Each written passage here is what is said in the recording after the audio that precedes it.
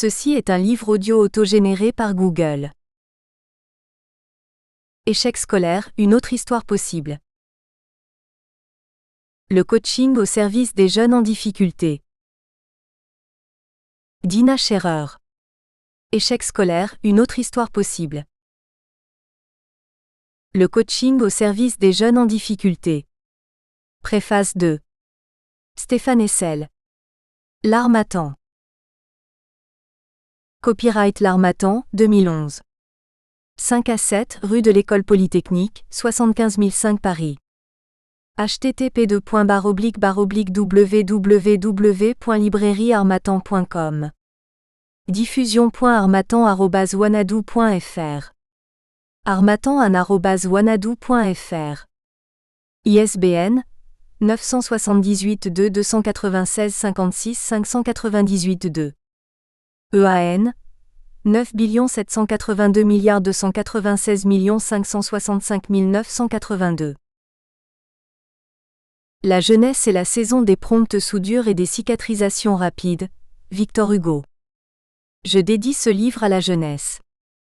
À mes filles Margot, Léa et Éléonore. À mes neveux et nièces Sarah, Jonathan, Benjamin, Laura, Julia, Mathilde, Chloé, Shoshana et Johanna. À tous les jeunes que j'accompagne, et qui me montrent le chemin. Préface. En 2009, Dina Scherer a accepté une mission unique et nouvelle pour elle, accompagner sur toute une année scolaire des jeunes de 15 ans en classe de 3e SECPA dans des collèges de la banlieue parisienne. Les classes de SECPA sont des classes où l'on met, dès la 6e, des jeunes qui ne répondent pas à la norme, des jeunes pas au niveau ou qui n'ont pas le comportement qu'il faudrait. Ces affectations sont vécues par les jeunes et par leurs familles souvent comme des punitions, et contribuent à les marginaliser un peu plus. Un peu plus, car la plupart de ces jeunes sont déjà issus de quartiers dits sensibles et vivent dans des familles souvent en grande difficulté. À 15 ans, ils ont déjà côtoyé la violence, l'exclusion, la précarité. Et puis il y a cette image de gogol, qu'on leur balance tout le temps dans la figure et dont les effets agissent sur leur image auprès des profs et des autres élèves. Elle-même reléguée à 12 ans dans une classe de transition, Dina Scherer n'a pas oublié qu'elle a quitté le lycée avec un simple cap de sténodactylo pour ensuite devenir cadre dans la publicité, au poste de directrice du développement. Aujourd'hui, elle a décidé d'aider ceux qu'on marginalise dès leur naissance alors que personne au monde ne choisit son lieu de naissance. C'est la première fois que le coaching entrait dans les collèges. L'objectif était que les jeunes se découvrent, qu'ils reprennent confiance en eux, en leurs compétences, qu'ils voient l'école autrement et qu'ils puissent se projeter dans un futur qui leur plaise et auquel ils croient. Toute la base de son travail avec ces jeunes a été dans un premier temps d'écouter leurs plaintes et ensuite de tisser avec eux au fil des séances une nouvelle histoire. Une histoire alternative faite d'exceptions, de résistance, d'influence qu'ils ont déjà sur leurs problèmes. Une histoire nourrie d'espoir, d'engagement et de valeurs. Une histoire qui pourrait être la réponse à ces questions. Avec ce que vous vivez de difficile dans votre vie, dans vos familles, au collège, comment faites-vous pour être encore debout? Pour avoir cette énergie incroyable? Leur faire prendre conscience que ce sont eux, les experts de leur survie. Faire émerger toutes les ressources qu'ils ont déjà en eux. Toute la base de la pratique de Dina Scherer est de dissocier le problème de la personne. La personne est la personne, le problème est le problème, la personne n'est pas le problème. Et de ne jamais oublier que le regard que l'on porte sur un individu forge son identité. Sa croyance face à ces jeunes est que chaque individu a de la valeur et tout le monde a sa place sur Terre. Personne ne doit être exclu. Stéphane Hessel. Diplomate, ambassadeur et ancien résistant français. Il participa en 1948 à la rédaction de la Déclaration universelle des droits de l'homme. Introduction. En 2009, j'ai accepté une mission unique et nouvelle pour moi, coacheur des jeunes de 15 ans en classe de 3e SECPA 1 dans des quartiers dits sensibles de la banlieue parisienne. Pour la première fois, le coaching allait entrer dans les collèges. Depuis plusieurs années, il y a un grand discrédit sur ces classes où l'on place, dès la 6e, des jeunes qui ne répondent pas à la norme, qui n'ont pas le niveau ou les comportements que la société, l'école, attendent d'eux. Comme l'écrit Stéphane Hessel dans sa préface, Cette affectation est souvent vécue par les jeunes et par leurs familles comme une sanction et elle contribue à les marginaliser encore davantage. La plupart de ces jeunes est déjà issus de milieux et de familles en grande difficulté. À 15 ans, ces enfants ont déjà connu ou côtoyé la violence, l'exclusion, la précarité. L'inspection d'académie de la région concernée a décidé de mettre en œuvre un programme de revalorisation des SECPA financé par le Fonds social européen. L'association Réussir Moi aussi, spécialisée dans l'accompagnement de jeunes, a été choisie pour cette mission. C'est ainsi que le coaching est entré dans les collèges. Une équipe de 9 coachs, dans laquelle je me suis retrouvée, a été sélectionnée afin de couvrir l'ensemble du département. Un programme a été mis au point et validé pour chacune des séances de travail que nous aurions avec les jeunes, et tout un matériel spécifique a été conçu et mis à notre disposition. Ce dispositif se complétait d'une supervision collective mensuelle, nous permettant de nous rencontrer entre coachs et d'échanger sur ce que nous vivions. Notre mission était d'accompagner tous les jeunes des classes de 3e SECPA du département, ce qui représentait pas moins de 26 collèges, 31 classes et 450 élèves. L'objectif ? Que les jeunes se découvrent, qu'ils reprennent confiance en eux, qu'ils regardent l'école différemment et particulièrement qu'ils la voient comme un lieu de ressources, et qu'au final ils puissent se projeter dans un futur qui les attire et auquel ils croient.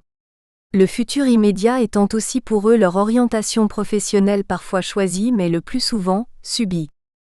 Nous devions les accompagner tout au long de leur année scolaire, au cours d'une douzaine de séances, en conjuguant les rencontres individuelles, les travaux en binôme et les travaux en groupe. Les séances avaient lieu dans les collèges même, le plus souvent dans une salle de classe mise à notre disposition pour l'occasion. Le tout était orchestré par les directeurs des sections SECPA.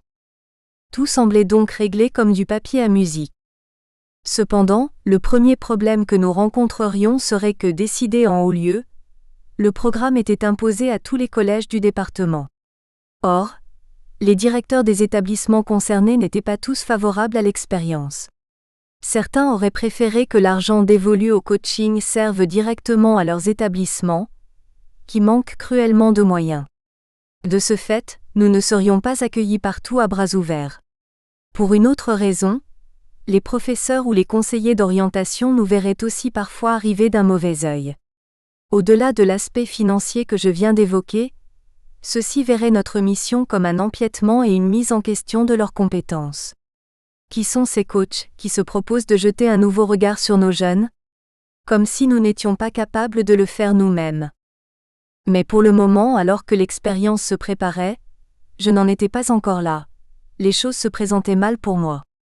Dès que j'avais eu connaissance du projet, j'avais posé ma candidature. Cette expérience me renvoyait à mon histoire personnelle. Je me sentais proche de ces jeunes de SECPA. J'ai grandi comme eux dans une HLM de la banlieue parisienne, au sein d'une famille nombreuse et en difficulté, et surtout, j'ai été dans ces classes pour enfants pas comme les autres, que l'on appelait à l'époque classe de transition. J'ai survécu à cela. J'ai réussi à choisir ma vie.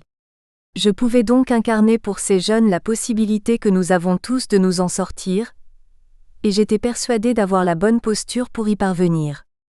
Accompagner ces jeunes serait aussi, j'en étais consciente, m'accompagner moi-même.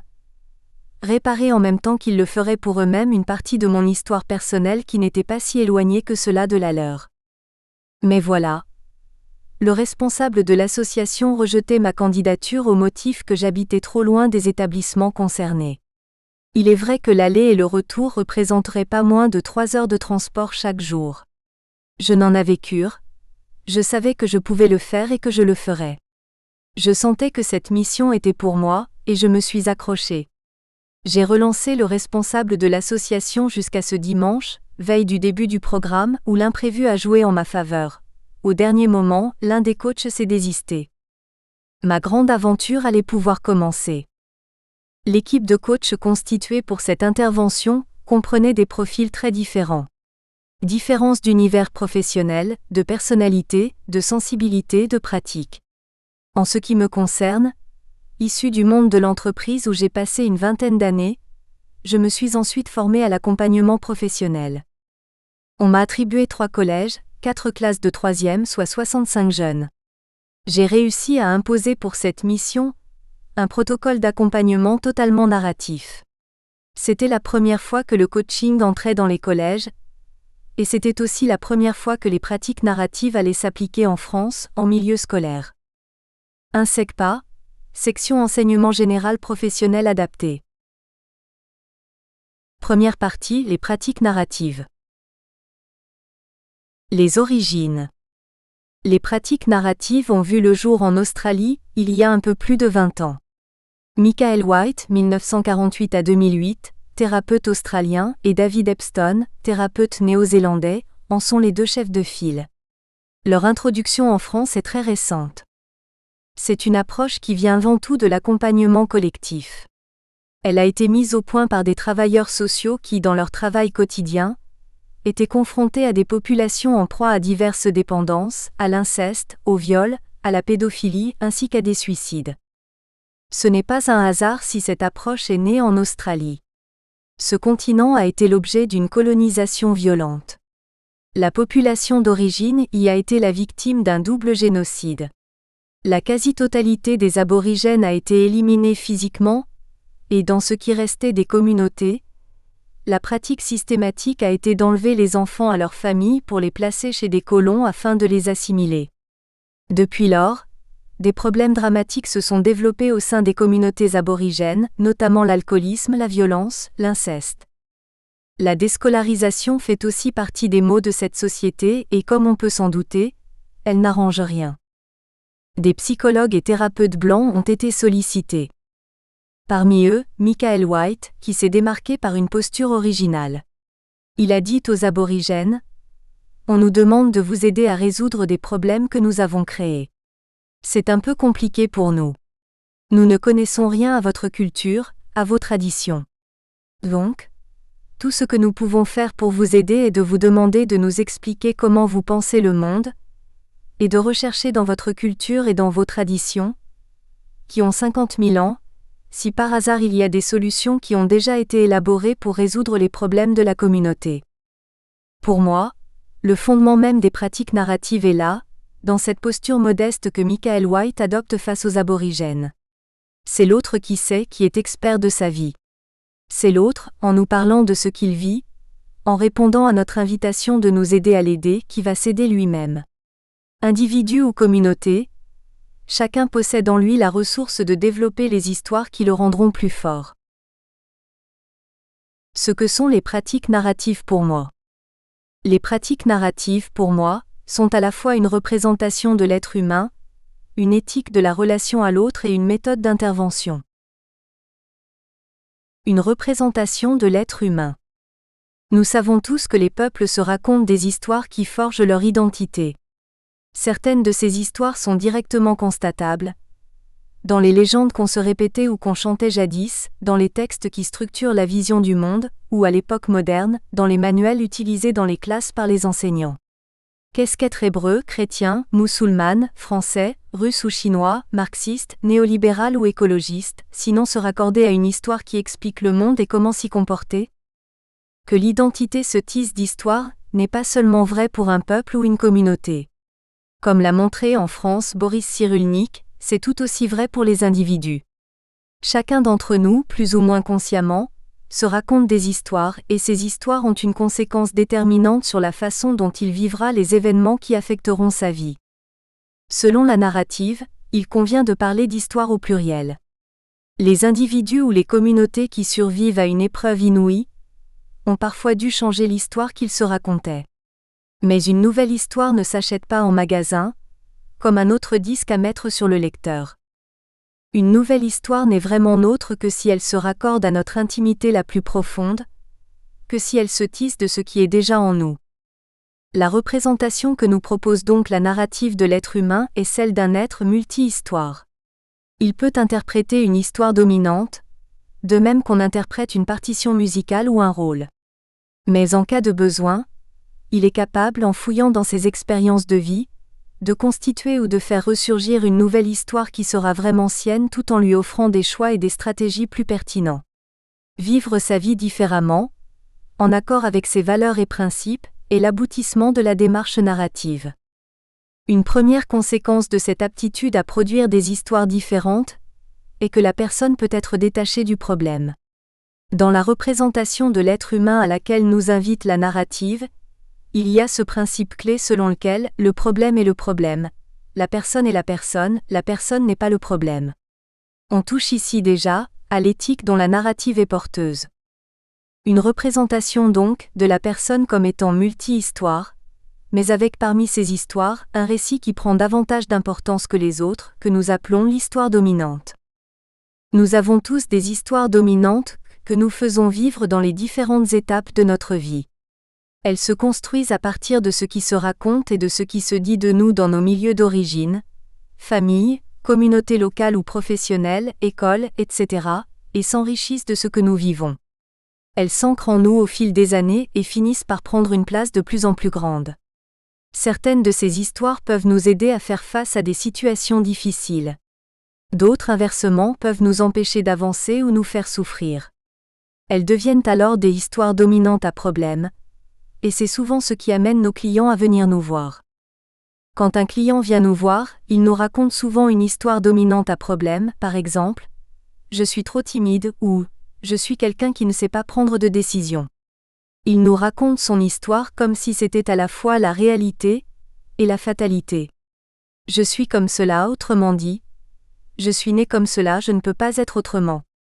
Pour nous la raconter, il va aller chercher spontanément dans ses expériences de vie tous les exemples qui renforcent sa croyance qu'il est comme cela. Tout le travail d'un accompagnement narratif va être d'écouter et d'accueillir cette plainte de notre client. J'entends plainte comme l'expression par une personne de sa souffrance, de son mal-être ou de son insatisfaction. Mais il ne s'agit pas seulement de l'écouter et de l'accueillir. Il s'agit de considérer cette plainte comme un hommage que cette personne rend à ses valeurs.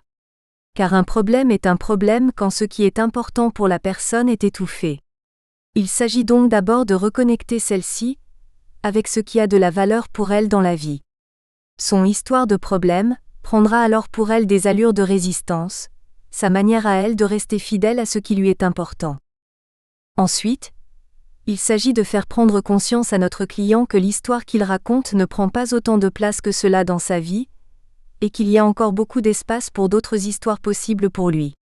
Des histoires d'exception à l'histoire jusque-là vécue comme dominante et problématique.